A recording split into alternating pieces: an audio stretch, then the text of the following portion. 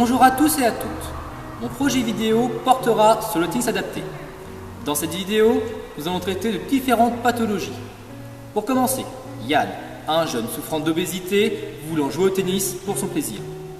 Ensuite, nous verrons François, une personne âgée jouant au tennis depuis plus de 40 ans et qui aimerait continuer de pratiquer son sport. Enfin, nous verrons Isabelle, une femme en pleine rémission de son cancer du sein. J'espère que cette vidéo vous plaira et que vous allez en apprendre davantage sur le tennis adapté. Vous êtes prêts? Allez, suivez-moi!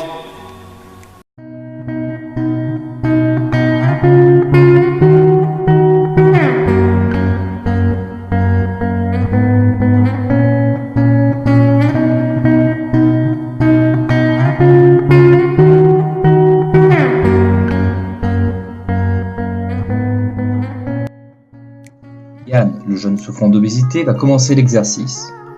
On travaille sur le coup droit lors d'un déplacement.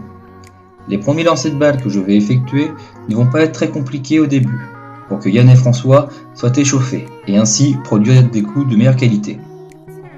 On remarque que pour Yann et François, jouer des balles pas trop loin d'eux n'est pas une tâche très difficile. Cependant, au milieu de l'exercice, je vais envoyer des balles un peu plus dures et nous pouvons remarquer tout de suite que François va être en déséquilibre lors des frappes lointaines. Ce déséquilibre va être dû à son âge, ce qui peut devenir un éventuel risque de blessure.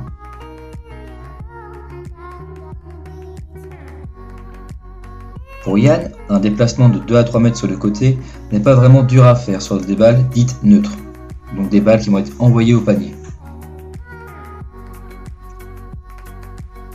Même exercice côté revers. On remarque tout de suite que l'exercice est beaucoup plus compliqué à réaliser pour François. En effet, le fait qu'il joue des revers à une main à son âge va entraîner des déséquilibres au moment de la frappe, ainsi qu'un dévissage des épaules. Pour Yann, c'est la même chose que l'exercice en coup droit.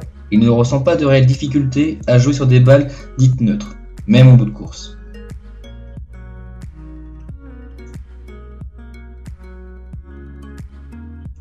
Les déséquilibres de François peuvent apporter des blessures dues à des chutes. C'est pour cela qu'il faut lui envoyer des balles plus simples qu'à Yann. Ainsi, on minimise le risque de chute et donc de blessure.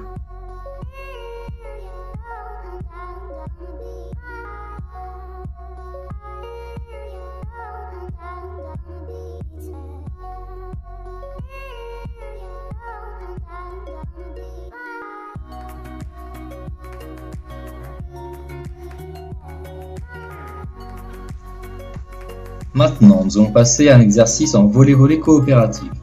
On remarque que Yann effectue peu d'appui pour jouer ses volets le plus efficacement possible. En effet, il ne s'est déplacé que de 1m60 à 1m80. Même exercice en volley-volley mais avec déplacements latéraux. On peut remarquer, comme pour l'exercice d'avant, que Yann a du mal à se mouvoir sur des balles plus tendues et plus rapides. De plus, cet exercice inspiré des frères Bryan demande de la régularité et de la précision. Cependant, nous pouvons remarquer que Yann a beaucoup de mal à effectuer les deux choses en même temps. Il se retrouve donc souvent mal placé et vite essoufflé.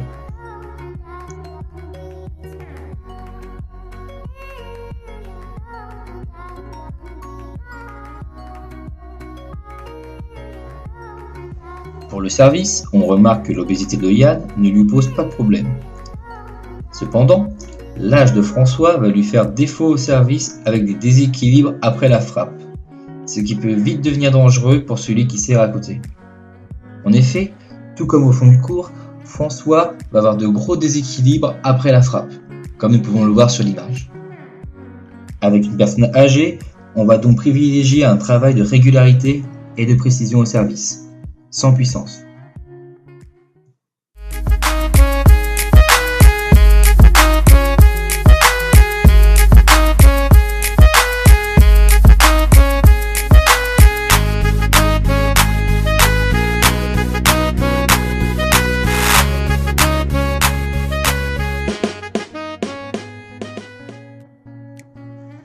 Maintenant passons à Isabelle. On remarque que Isabelle va bloquer sa tête de raquette en coup droit pour envoyer des balles plus fortes. Cependant, je la corrige techniquement en lui indiquant l'utilisation des jambes et le relâchement de la tête de raquette pour avoir une meilleure frappe. Même chose côté revers.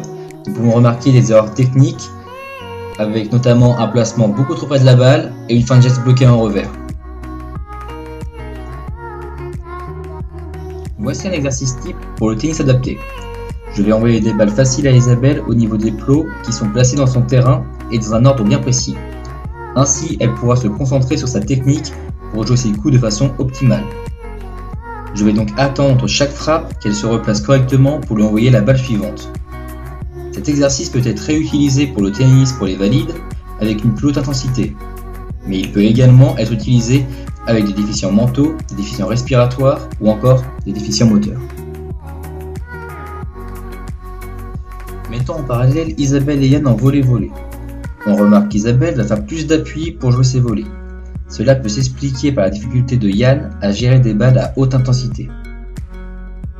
Exercice idéal pour bien échauffer son épaule avant de servir et minimiser le risque de blessure. Les articulations et muscles importants vont tous être sollicités. On va faire des moulinets en imitant un service à une intensité croissante pour finir à vitesse réelle. François et Isabelle vont travailler sur la régularité et la précision au service. Pour ma part, je vais travailler sur la régularité, la précision et la puissance. La vidéo est maintenant terminée. J'espère qu'elle vous a plu et que vous en avez appris davantage sur le tennis adapté. J'aimerais remercier Yann, François et Isabelle d'avoir participé à mon projet vidéo en tant que joueur pour le tennis adapté. Je vous souhaite à tous et à toutes une bonne journée en espérant vous revoir sur les cours de tennis.